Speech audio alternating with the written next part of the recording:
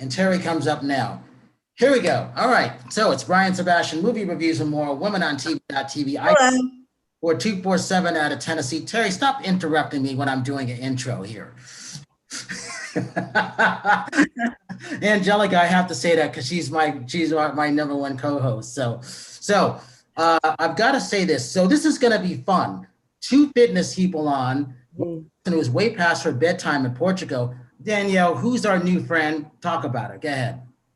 Hi, everyone. So today we have the pleasure of receiving here at Movie Reviews and More, Angelica Robles. I'm so excited. Hello. She is the author of the highly anticipated book, Through These Brown Eyes, which is a thriller, and it tells her story from tragedy to, of course, how she is today as a world-class interrogator, right?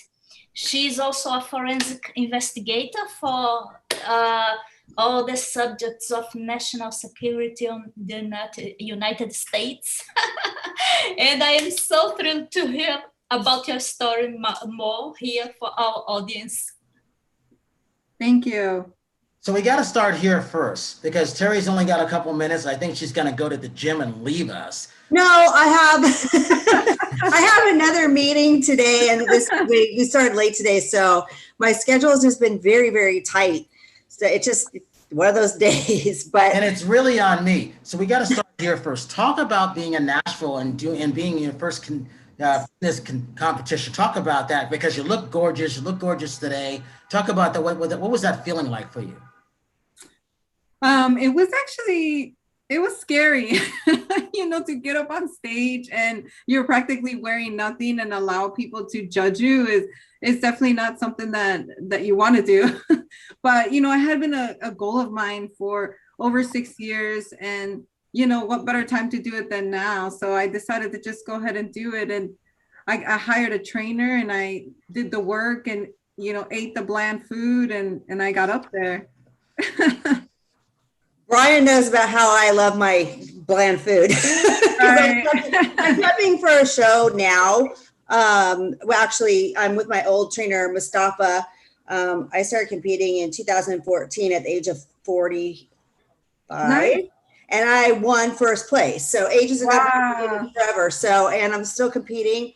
And I'm going to be getting up on stage for NPC, so I can totally relate with the food thing. Awesome. I'm a gym rat. I've been a gym rat my whole life, but as far as the food thing, I could do without it. So. Right. It's just become a way of life now. Meal prepping is it's easy, so you don't have to think about it. You just eat the same thing over and over. Yeah, I took a year off from competing, so I more have been just eating, healthy lifestyle. But it's totally different when you're just doing day-to-day fitness than when you're competing. Right. Oh yeah. Because I actually don't believe that diet is healthy to follow all the time. Because your body does need to have you need to trick your body. You need to trick your thyroid. Otherwise, your thyroid gets lazy. So there's a lot of things that people don't understand. It's like a science project. But even with exercise and working out, you have to constantly be changing your workouts because your muscles get lazy. Muscles have memory. So it's always changing your diet, always switching things up. Otherwise, your body gets stagnant. And then people understand why they don't lose weight or they can't stay fit and they starve themselves and they just go about it all the wrong way. They don't understand about how good fats are important. And the older you get, good fats and protein are important for you, So speaking of somebody in my 50s, I've never had an issue with weight, but keeping muscle on. And the older you get, the harder it is to keep muscle on. So that's just but again, my message is out there. It's never too late to compete or to follow your dreams. Right. So, anyway. And congratulations on that. How did you place? Do you want to talk about that real quick? I placed 5th, which, for my first one, it is what it is. I didn't feel like I was fully ready, but the time came and I said, you know what, I'm going to get up on stage and I'm going to have the experience. And, next time I'm going to shoot for first place, but it was a great experience. I really enjoyed it. And Terry, she did her show. She was in Nashville. I didn't even know Nashville had shows. Well, you know, Shows all there's over not the really- world. I'm in California, so you know, that's why I didn't compete this year, because there were no shows to do. So I just took I actually took a 2-year hiatus, but it's fine. Sometimes it's like it's people don't understand how much of a mental, physical challenge it is when you do compete. So, you know, and and you know, it's hard to life is about balance, you know what I mean? So Right. you have to balance things out. That's why I like to talk more about like a healthy diet, something that you can actually live with, because I know a lot of competitors, they get addicted to that lifestyle and they have no life, and then they lose their friends and their family. So everything's got to be healthy balance, Right. or otherwise, you know, What's the point? yeah, what's the point? Yeah. So, you know, we always want to better ourselves, but I believe too that your fitness journey should be a competition with yourself and not other people on stage. The fact that you placed is awesome. And, you know, of course we always want to win, but the fact that you get up there and that you got the courage to do it, and that you had a goal, and that's the prize always. Right. So. Yeah, I agree. And when I reached out with you, I was like, wow, she looks really good. And I'm like thinking, well, what's in that interrogating mind? What was that mind going like for you? Because you're not used to being in front of the camera. You kind of used to being behind it, right? Right. Right. Yeah, I mean, it was a little bit scary to put yourself out there and be judged. And I think it comes with the territory. It's something that you have to just be okay with. And it's fine. So talk about this, because there's some things that you really can't talk about. So talk about what made you write a book. How did you do what you were doing? Because I'm intrigued by that. Because Terry, I'm looking at her, I was like, what's going on in her brain? She's like analyzing us, isn't she, Dan? I can tell. I know that look. Well, originally I went into it. So when I was young and in high school, I was dating a boyfriend, and his sister was murdered. I grew up in a very rough neighborhood in Chicago. She was murdered and dismembered and decapitated. She went out on a date with a guy she had just met.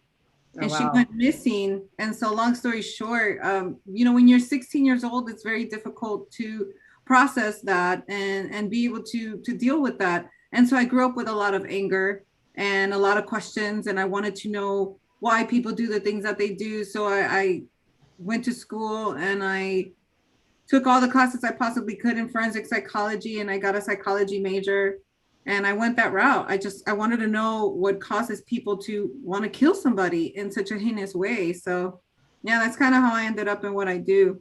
You know, and I always tell people who work in this type of line, they don't just go into it because they watched a movie or they read a book. It's really about something that happened to them that impacted them so much that they were compelled to join that type of work line. So, What made you write this book? Because I'm intrigued by that. And then Danielle, how did hash mark? Terry, I've been saying it wrong the whole time. I've been saying hash mark. It's actually hash mark. So Danielle corrected me, and so did Judy, because coming from Connecticut and being close to Boston, I had the little accent. So it came back. I didn't know that. yeah. Talk about that. How did this? Because I'm intrigued by it. I got to read this book. I don't care that you're beautiful. Yeah. Nothing to do with it. I actually want to read why. That's really interesting to me, because Chicago is tough with all the murders that's out there. And we have a host, Linda Steele, who's one of our co-hosts out there. She owns 2 gyms. So I'm always thinking about stuff like that. Yeah. You know, the book had been in my mind for so long, and I think it had just kind of been sitting there.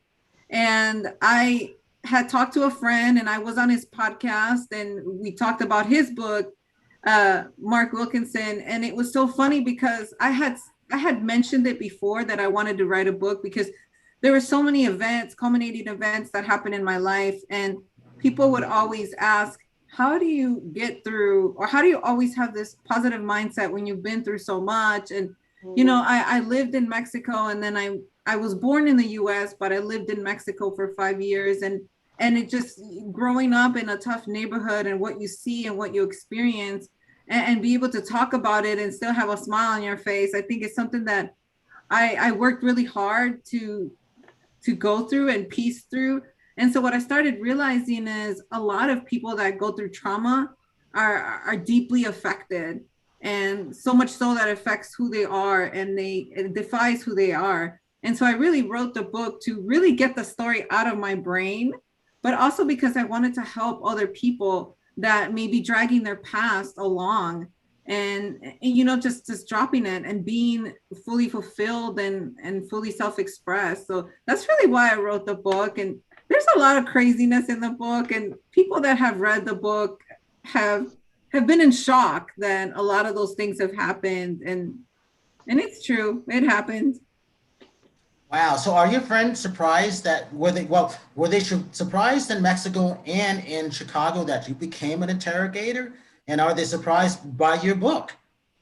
There's only 3 people that have read the book and have been the endorsers for the book that have read the book, but these are very high level functioning individuals, CEOs, and then they were just very touched by it.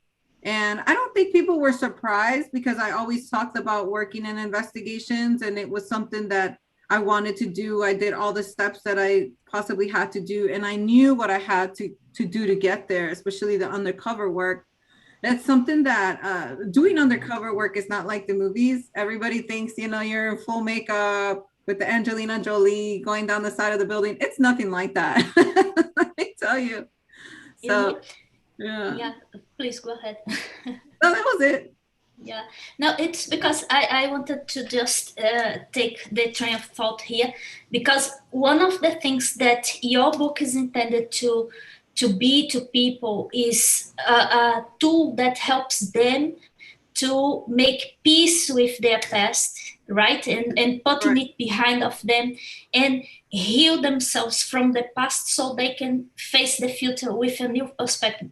And coming back to your story, how were you able to make peace with such terrible past and put it behind your back? And as you said, be always here with a smile in your face, so gracious.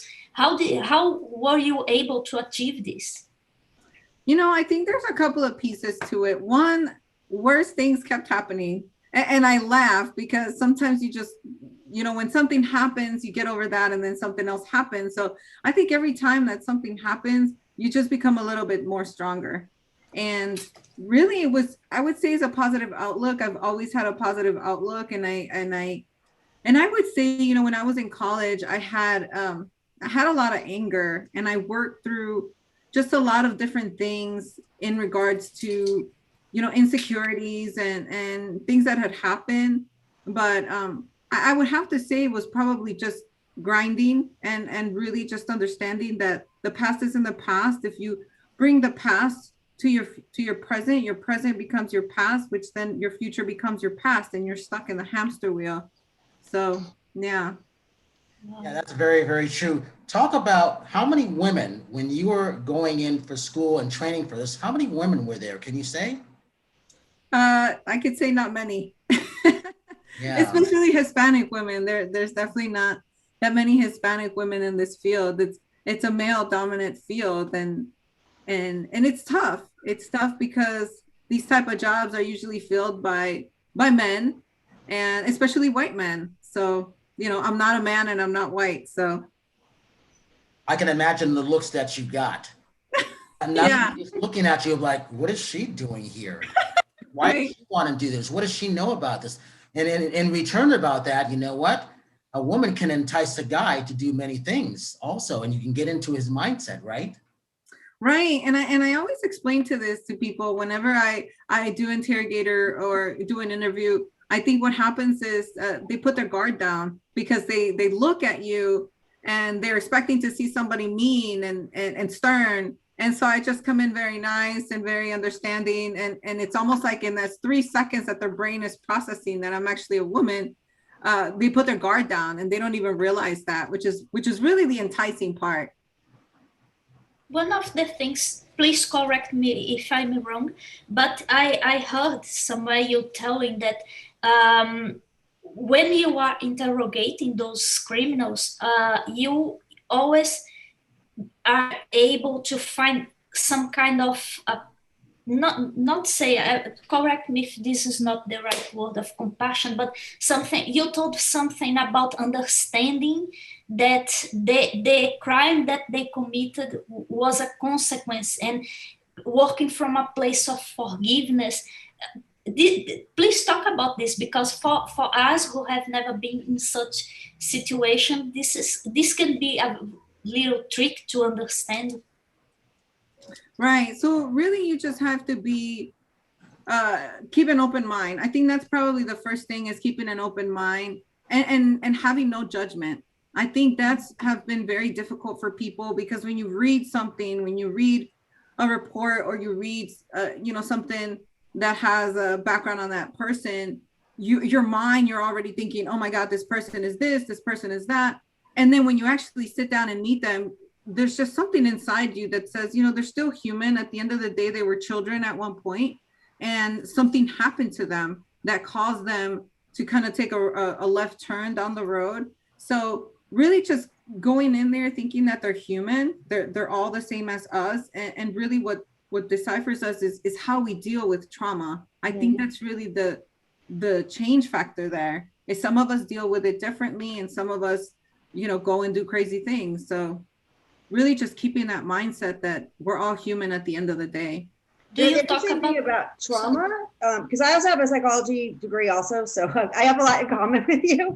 As far as that, I did a lot of study on trauma bonds, and how trauma in your childhood will affect you down the road, and how people get addicted to that trauma. So they'll act out that trauma. Do you see that a lot in some of the cases that you see that has been acted out in their later life?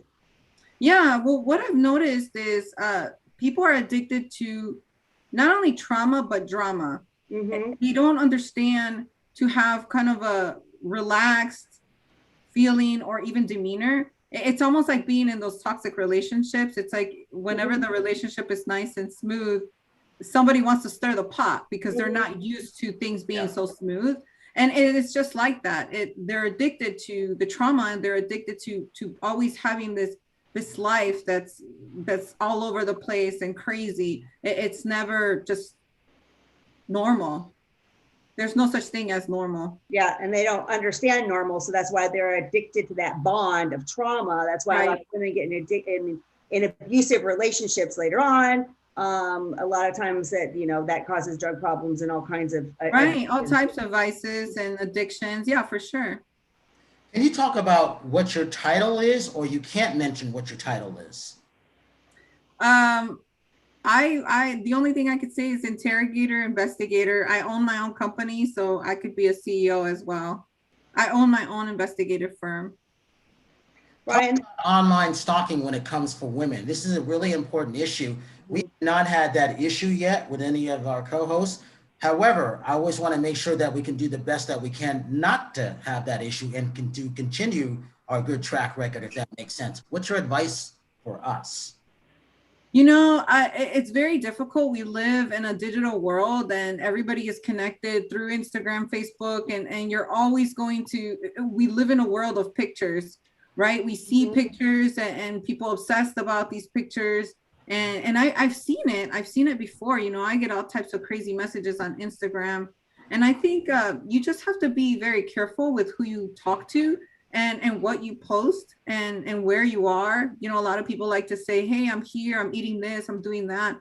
And so we just have to be very mindful of just what we're posting. But it's difficult, because in this digital era, everybody wants to share where they are, what they're doing, who they're with. And it's almost impossible. You always have to just kind of watch your back, and it's interesting, because whenever I did undercover work, I started realizing how people are not aware of their surroundings. Absolutely. And now even more, back in the day when I did surveillance, it was the old school days. We did it the old school way. Now the surveillance is done through your phone. Yeah. And what's even more really scary is half the time everybody's walking like this, looking at their phones, and they're not even aware of their surroundings. So really my advice is to just be mindful of your surroundings and what you post and the people that you keep around in your circle, because it's usually the close people that'll get to you. Wow. And this is fun because I came from Brazil and from a very, very violent city, you know, and even today, I've been living in Portugal for 15 years now. And even to the present days, I never, you know, lower my guard. For example, walking through the street, if I see someone walking like, oh, like they don't have a clear direction, I think, okay, me going to that place, you know, to the other direction, because I don't trust to simply, oh, well, you know, for example, here we can walk in the street literally after midnight, but, you know, every time I see someone suspect, okay, I'm going to the other side, you know, and things like this. And for example, even people that in person, but that they approach to us, you know, as a friend, you know, but I always keep an eye because, you know, people through their words and their behavior and their body language, you know, you always can catch something that if it's unusual from someone normal, quote unquote, you know what to expect. and I never, this is a trauma for me. Admitting this is a trauma for me. Violence is a trauma. The night before the night that I jumped in the airplane to come to Portugal, my neighbor, you know, face to face, was being robbed by two men, you know, with guns in their hand, inside house. So that's the amount of trauma I have. Just a little sample. That's traumatic. Yeah, that's definitely totally. And I know, Terry, you got to get off, but I wanted you to meet Angelica. So Angelica, obviously this is not the last time that you see Terry, because we'll have more fitness stuff to talk about. But Terry, I will see you soon and I'll talk later. But Angelica, talk about Terry. Nice meeting you. Nice meeting you too. This is a concern of mine when I see in the world of fitness where girls are taking a lot of selfies. I'm so conscious of them because they're doing exactly what you're talking about. Yeah, you know, and it's the Instagram world is hard because in order to stay relevant, you have to continue to take pictures and you have to post and you have to tag everybody. And you know, people are looking for you and looking at you. And it's funny because whenever you do get sponsors, that's what they want. They want you to continue to keep the story going. And if the story stops, then on to the next, who is doing all the steps. And so it's a rough world out there because there's especially for children. Yeah, there's so much competition. And I have to say, it's very difficult to grow up in this era because the digital world, it pretty much is everything for children and for adolescents. It's like they see a picture, they want to be like them, or they want to do what they're doing. And I can't imagine being a child and growing up in this era of just, you know, pictures and trying to meet up to standards and expectations. And it's tough because it's tough on us adults. I have two friends. One, she was in the fitness world. She's a minority. She actually went to Quantico to be a spy, and she ended up winning in the fitness category. And I invited her to her stuff. She was in the Marines. And she's got a desk job. She ended up having two twins. Still works out. Still wants to be a spy. A Black woman, beautiful. I was like, you're going to be one of the best spies ever, because no one would ever suspect that you're spying on them. You remind me of this girl. She's still one of our good friends. And I was going to make her one of the hosts. And then she had twins. And then she got shipped off to the East Coast to work at Quantico. And then my friend David Perez, he's one of our people that we use for our security. He says the same thing. He only has his LinkedIn. He's not on any social media. Put it this way. His first two clients were Kobe Bryant and Shaquille O'Neal in 1999. He worked in the Marines. He did 2 tours, Afghanistan, Iraq, obviously, and he served 2 presidents. He's our friend, so he helps us when it comes to our security. But it's also those things, he does a lot of things like that, and the cartel knows who he is when he goes into Mexico. He puts up his American flag. They see him, he sees them, and they don't do anything because they know there would be a battle if that was the case. How trippy is Wow. Yeah, that's crazy. You remind me of that. So what you can talk about, how can people reach out to you, not only to see your book, to buy your book, but if they want to utilize your services? Well, my services really aren't available because all of my contracts are government. So I specifically only do government contracts. So I'm hired by the government. But if they want to reach out for my book, I do have a website, and it's just www.angelicaroblesofficial.com. And then I'm also on Instagram, Angelica Robles 28. And I'm pretty easy to find. I don't really keep a low profile anymore, especially because the book is coming out. In regards to my work, obviously I still work and I keep that under wraps, but because the book is coming out, I've been pretty open about it. And you can So, also be hired for speaking engagements, right? that's right, I can, yeah. And really the speaking is just how to really get over trauma and really start moving forward in your life and not letting your past define you. So yeah.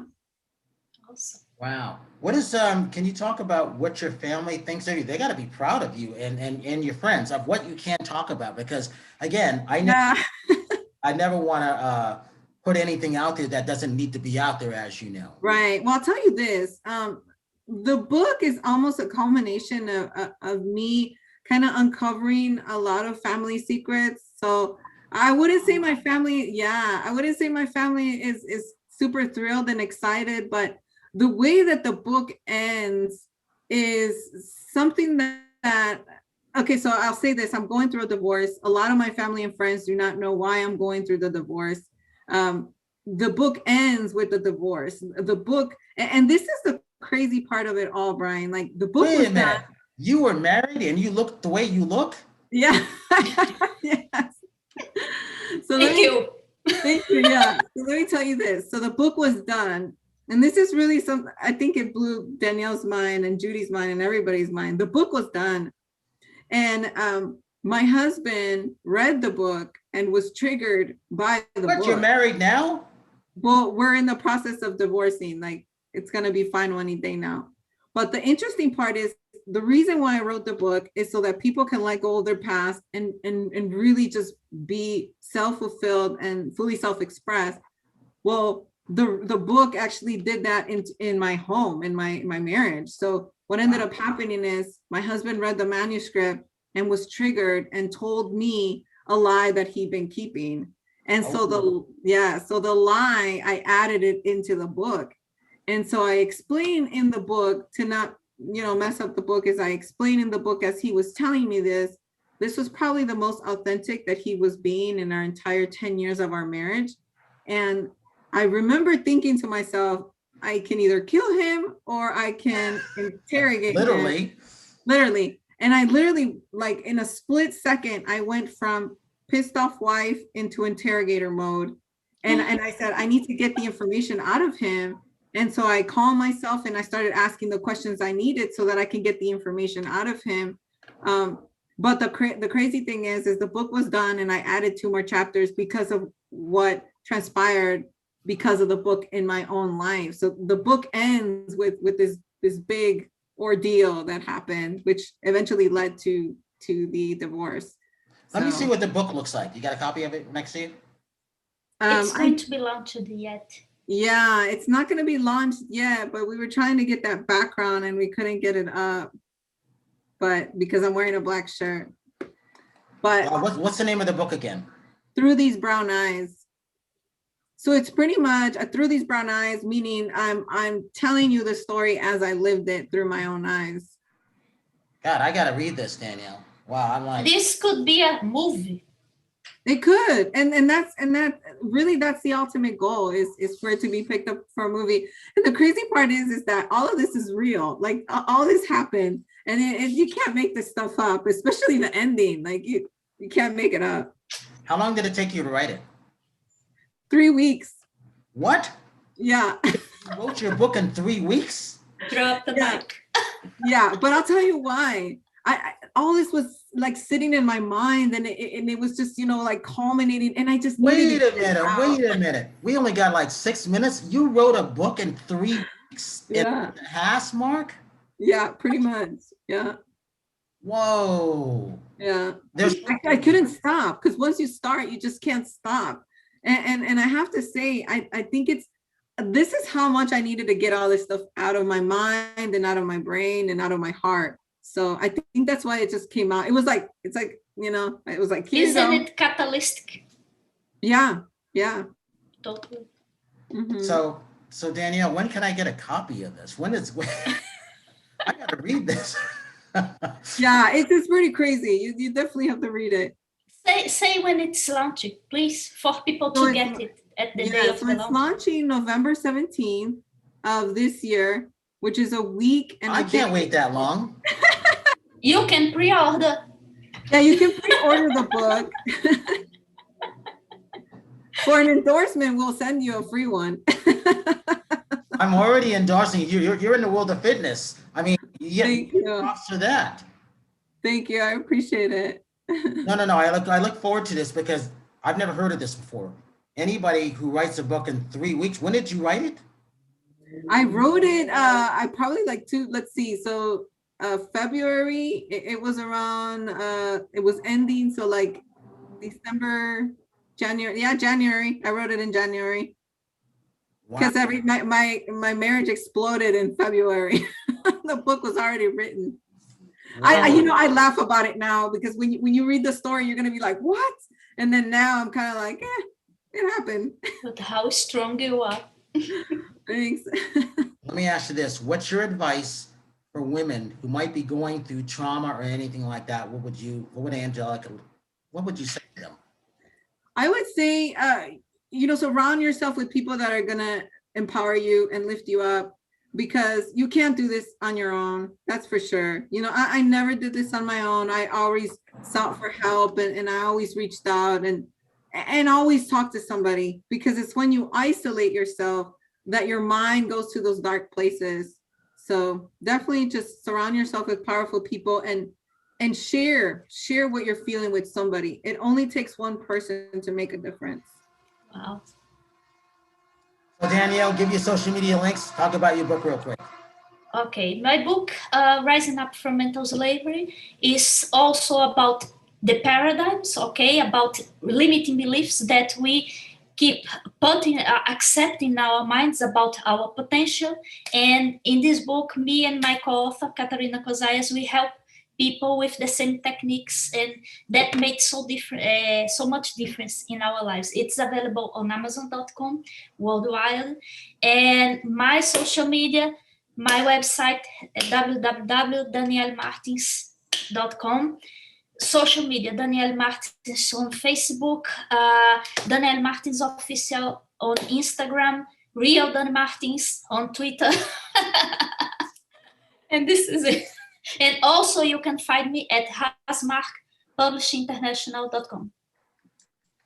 And Angelica, let's talk about you real quick. And we got to get a shout out to your trainer because she made you look good. Talk about that. Yes. So definitely shout out to Julie Becerra. She's out at Gold's Gym in Tampa. She's amazing. I love her. She's actually Brazilian as well. And so she has yes, she's got that beautiful accent, and she's actually competing this weekend at the Junior Nationals and NPC back in Chattanooga. So she's actually now taking the stage this weekend, and I'm excited for her. I'll tell you, I just found her online. I started going through Instagram to see who looked the best, and I found her, and I said, she's amazing. I want to look like her. And so I hired her, and she's been with me since January. So yeah. Congratulations for you. Thank you. I'll leave with this. I'm going to let you have the last word. What would you say to anybody, those women of color who have gone through the schooling and what you've done, who need just some encouragement, some inspiration? What would you say to them? What would you just say to them? I would say, don't allow anybody's judgment of you affect who you are as an individual, because everybody else is going to say things and they're going to give you advice, but the only thing that matters is what you think of yourself. So really just stop listening to everybody else's judgments of you, or you're not good enough, you can't do this. So yeah, that's pretty much it, because I wish somebody would have told me that somebody else's opinions about you, it's none of your business. Exactly. You know what I say with that? What you think of me, I have no business knowing. Exactly. And with that, I got to say this. This is my third show today. Sorry for the dark background and everything. And I apologize for this. I can't wait to have you back. I want the other girls to hear your story. And obviously, and Danielle, I'm not waiting till November to get a copy of her book. I got to have it right away, especially someone who, I'm going to be talking about this. Someone, yes, please do. and then went into a fitness show and oh my God. So I'm Brian Sebastian, movie reviews and more. Thank you, Danielle. It's way past your bedtime. Now you can go to bed in Portugal. Angelica, thank you for this. Keep up your training and relations, and don't be surprised when we come out to support you. And yes. I say, if you see someone without a smile, please give them one of yours because the world needs it. I'm Brian Sebastian, and we will see you next week.